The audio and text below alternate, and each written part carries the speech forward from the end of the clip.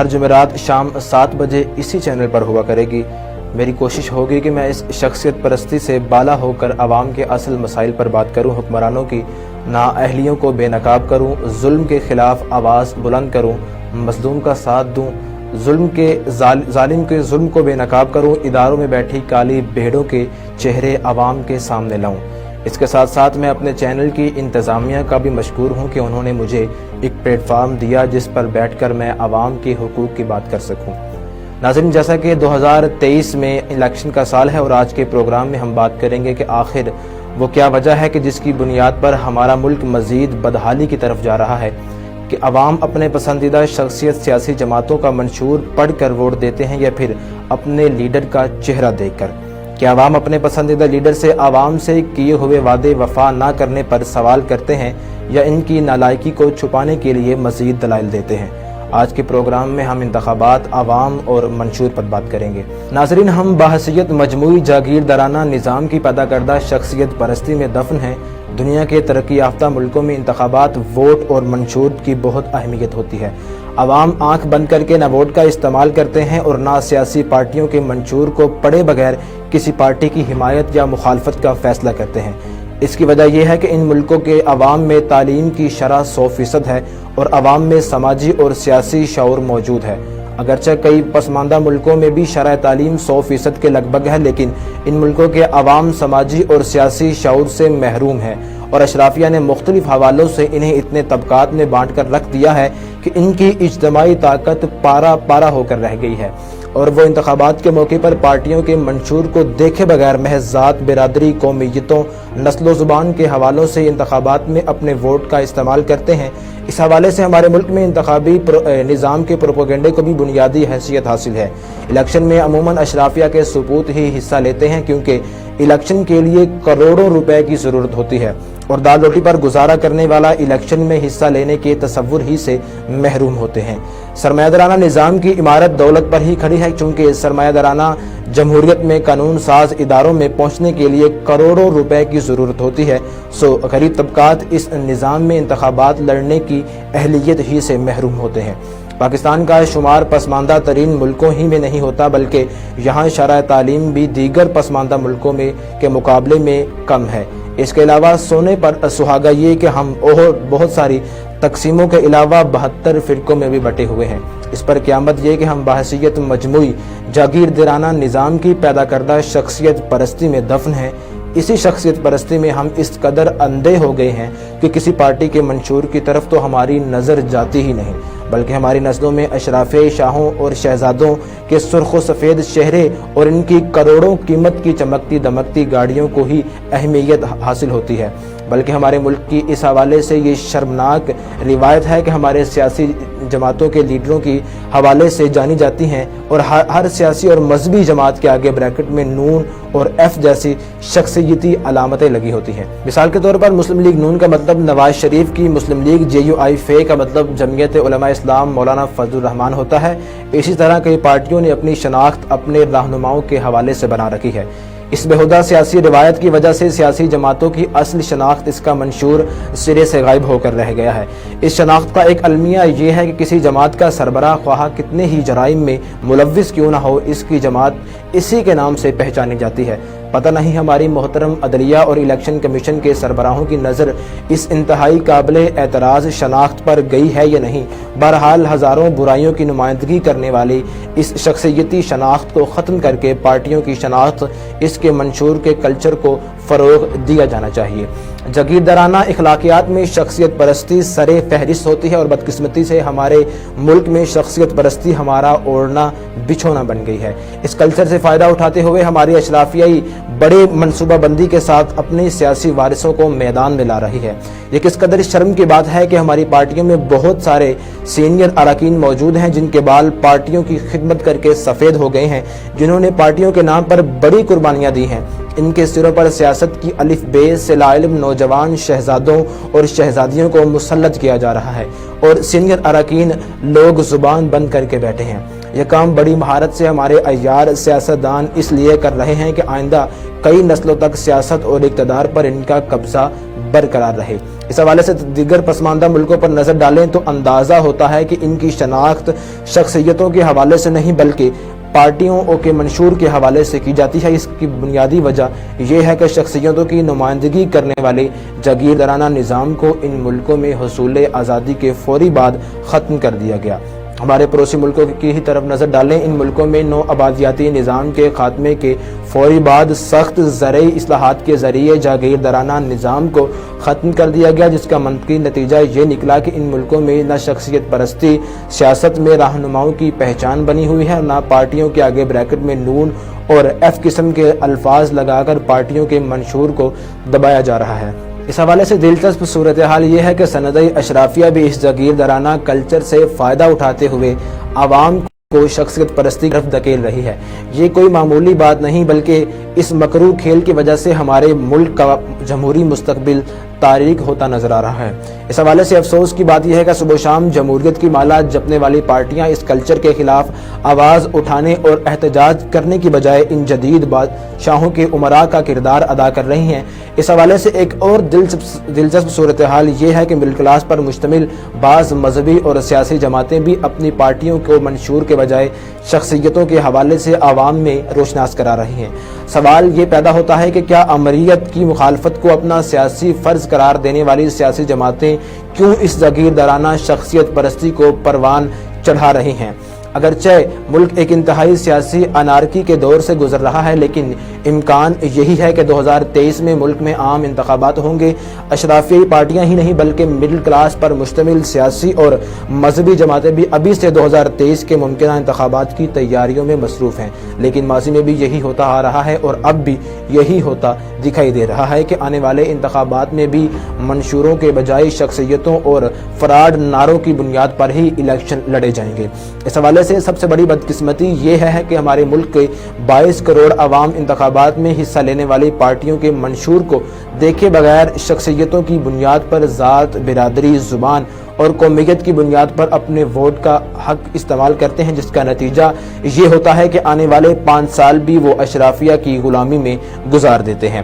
اس حوالے سے جمہوریت کی مبلغ پارٹیوں کی یہ ذمہ داری ہے کہ وہ سب سے پہلے اہم قومی مسائل کو اپنے منشور کا حصہ بنائیں۔ اس حوالے سے پہلا نمبر زرعی اصلاحات کا آتا ہے۔ آج ہمارا ملک شخصیت پرستی کے جس دلدل میں دنسا ہوا ہے، اسے اس دلدل سے نکالنے کے لیے جاگیردارانہ نظام کا خاتمہ ضروری ہے۔ دوسرا اہم مسئلہ انتخابی اصلاحات کا ہے کہ جب تک موجودہ سرمایہ کاری انتخابی نظام باقی رہے گا، اس وقت تک عوام کے حقیقی نمائندے قانون ساز اداروں میں نہیں پہنچ سکیں گے۔ اس حوالے سے ہمارے سرمایہ دارانہ انتخابی نظام میں ایسی تبدیلیوں کی ضرورت ہے جس کی بدولت نچلے طبقات کے اہل اور تعلیم یافتہ لوگ انتخاب لڑ سکیں۔ اس کے لیے ایک ایسا نظام وضع کرنے کی ضرورت ہے کہ جس میں انتخابات میں حصہ لینے کے لیے کروڑوں کے سرمایے کی ضرورت نہ ہو، صرف صلاحیتوں یعنی میرٹ کی پر عوام انتخابات میں حصہ لے سکیں اور ووٹر میرٹ ہی کی بنیاد پر اپنا حق رہ دہی استعمال کریں۔ اپنے لیڈروں سے سوال کریں، اور اس ملک میں اگر لیڈرشپ کی بات کریں تو اس ملک میں لیڈرشپ کا فقدان ہے۔ لیڈرشپ کا فقدان کسی ملک کی ترقی اور کامرانی میں وہاں کی لیڈرشپ اور قیادت کا انتہائی اہم کردار ہوتا ہے۔ لیڈر اور ملکی قیادت ملک اور عوام کی قسمت بدلتے رہتے ہیں۔ ہم غور کر لیں، یورپ اور بعض ایشیائی ممالک نے جو ترقی کی ہے، یہ ترقی لیڈرشپ اور قیادت کی مرہون منت ہے۔ پاکستان 1947 میں وجود میں آیا، 1947 یا اس کے بعد 120 ممالک وجود میں آئے، مگر انتہائی افسوس کی بات یہ ہے کہ پاکستان ان 120 ممالک کی فہرست میں سماجی اقتصادی اشاروں میں سب سے نیچے ہے، بلکہ افغانستان کا 1 روپے ہمارے 2.90 روپے کے برابر ہے، جبکہ ہمارے سے الگ ہونے والے بنگلہ دیش کا 1 روپے ہمارے 2.42 روپے کے برابر ہے۔ انڈیا کے 1 روپے کے مقابلے میں ہماری کرنسی کی ویلیو 3.12 روپے ہے، جبکہ دوسری جانب نیپال جیسے ملک بھی ہم سے بہت آگے ہیں۔ ہمارے 1.92 روپے کے مقابلے میں نیپال کا 1 روپے ہے۔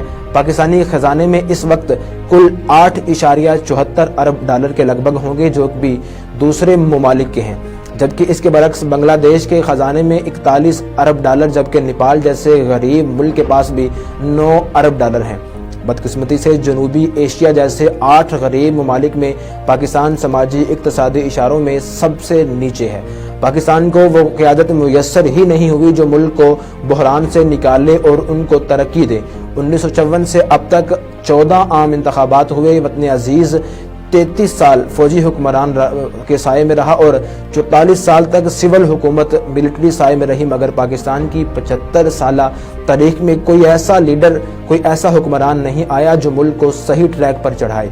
موجودہ دور میں جن لیڈروں نے اپنی ذہانت پر اور سمجھ بوجھ پر اپنے ملک کو جو ترقی دی، ان میں وینزویلا کے رہنما، چین کی قیادت، مہاتیر محمد اور طیب اردگان شامل ہے۔ وینزویلا کے لیڈر نے اپنے دور اقتدار میں وینزویلا کی اقتصادیات میں 6% اضافہ کیا۔ اسی طرح چین، ترکی اور ملیشیا کی لیڈرشپ نے ملک کو انتہائی ترقی دی۔ اگر ہم دنیا کے کئی ممالک پر نظر ڈالیں گے تو یہ بہت چھوٹے ممالک ہیں، مگر وہاں کی لیڈرشپ اور قیادت نے اپنے اپنے ممالک کو بہت ترقی دی۔ لفظ مبلغ جو رقبے کے لحاظ سے سندھ کے برابر ہے، مگر وہاں فیکس آمدنی $1,10,000 ہے۔ سنگاپور کا رقبہ 7,000 مربع کلومیٹر ہے، مگر وہاں فیکس آمدنی $82,000 ہے۔ سوئٹزرلینڈ کا کل رقبہ 41,000 مربع کلومیٹر ہے، مگر وہاں فیکس آمدنی $78,000 فیکس ہے۔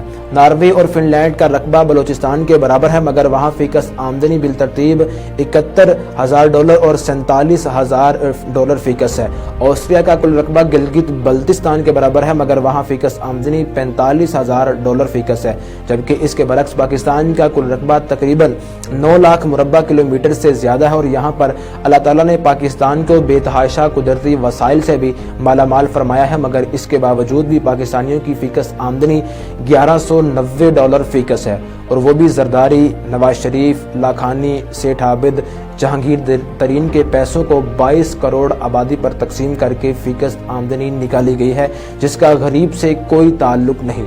ہم غور کر لیں تو ملک اور قوم کے ساتھ ساتھ مخلص قیادت اور لیڈرشپ ملک کی ترقی اور عوام کی فلاح و بہبود کے لیے نئی راہیں اور طریقے تلاش کرتے رہتے ہیں، مگر بدقسمتی سے پاکستان کو وہ قیادت میسر ہی نہیں آئی جو اتنا لائق، فائق، ذہین اور دور اندیش ہو کہ تاکہ وہ ملک اور عوام کی قسمت بدل سکے۔ عوام خواہ ان کا تعلق پنجاب سے ہو یا سندھ سے، بلوچستان سے ہو یا خیبر پختونخوا سے، فاٹا سے ہو یا گلگت بلتستان سے، یہ لوگ انتہائی جفاکش اور محنتی ہیں۔ اگر ہم مزید غور کر لیں، ہمارے ملک کے لوگ لانچوں، کشتیوں اور موٹر کاروں کی ڈگیوں اور دوسرے ناجائز ذرائعوں سے بیرون ملک جانے کی کوشش کرتے ہیں، اور ان میں اکثر جان سے بھی ہاتھ دھو بیٹھتے ہیں۔ وہ اس لیے بیرون ممالک جاتے ہیں کیونکہ وہاں کی لیڈرشپ نے اپنے ممالک کو جنت نظیر بنایا ہوا ہے، مگر بدقسمتی سے ہماری لیڈرشپ اور قیادت کے لیے پاکستان کمانے کی جگہ ہے، اور وہ یہاں سے مختلف جائز اور ناجائز طریقوں سے دولت کما کر بیرون ممالک بینکوں میں منتقل کرتے ہیں۔ نہ تو یہ علاج پاکستان میں کراتے ہیں اور نہ ان کے بچے یہاں پڑھتے ہیں۔ ہم مزید غور کر لیں تو وطن عزیز کی 6,000 نام نہاد اشرافیہ نے اس 22 کروڑ عوام کو معاشی ذہنوں اور ہر طریقے سے یرغمال بنائے ہوا ہے، اور یہاں اشرافیہ یکے بعد دیگرے مختلف طریقوں سے اقتدار میں آ کر اقتدار کے مزے لوٹتے رہتے ہیں، بلکہ ان کے دادا اور پردادا اور اب ان کے بچے اور بچیاں اقتدار میں ہوتے ہیں۔ اب جبکہ 2023 کے عام انتخابات میں کچھ وقت ہے، مگر میرے خیال میں عام انتخابات کرانے کا کوئی فائدہ نہیں ہوگا، کیونکہ پھر وہی لوگ اقتدار میں آئیں گے اور عوام کو بے وقوف بنائیں گے اور ملک کو تباہ و برباد بھی کرتے رہیں گے۔ الیکشن 2002 میں 140 اراکین اسمبلی مسلم لیگ نون چھوڑ کر پاکستان مسلم لیگ کاف میں شامل ہوئے۔ 2008 کے الیکشن میں 89 اراکین مسلم لیگ کاف کو خیر آباد کہہ کر پی پی میں شامل ہو گئے۔ 2013 کے الیکشن میں 121 اراکین قومی اسمبلی پی پی چھوڑ کر پاکستان مسلم لیگ نون میں شامل ہو گئے۔ 2018 میں یہ لوگ پی ٹی آئی کا حصہ ہیں۔ بدقسمتی سے اکثریت عوام کو ان اشرافیہ نے ہر قسم کے مسائل میں جکڑا ہوا ہے، جن کی وجہ سے یہ غریب عوام کی کوئی سمجھ میں نہیں آتی کہ کیا کرے۔ وہ بھی ایک ووٹ دیتے ہیں اور کبھی کبھار وہ زکی برادرز کی فخریہ پیشکش، بزنس کلاس ڈائیو ایکسپریس، قصور سے اسلام آباد راولپنڈی، پرسکون ماحول، آرام دہ، تیز تر اور محفوظ ترین سروس، کشادہ سیٹس، ہر سیٹ کے سامنے DVD کی سہولت، اپنی پسند کی تلاوت قرآن پاک، نعت شریف سنیں یا اپنی پسند کا ڈرامہ اور مووی دیکھیں۔ پرلطف سفر زکی ڈائیو بس سروس کے ساتھ۔ زکی برادرز کے سروس ٹائمز: سے اسلام آباد راولپنڈی روزانہ 3 ٹائم۔ پہلا ٹائم صبح 9:30 پر، دوسرا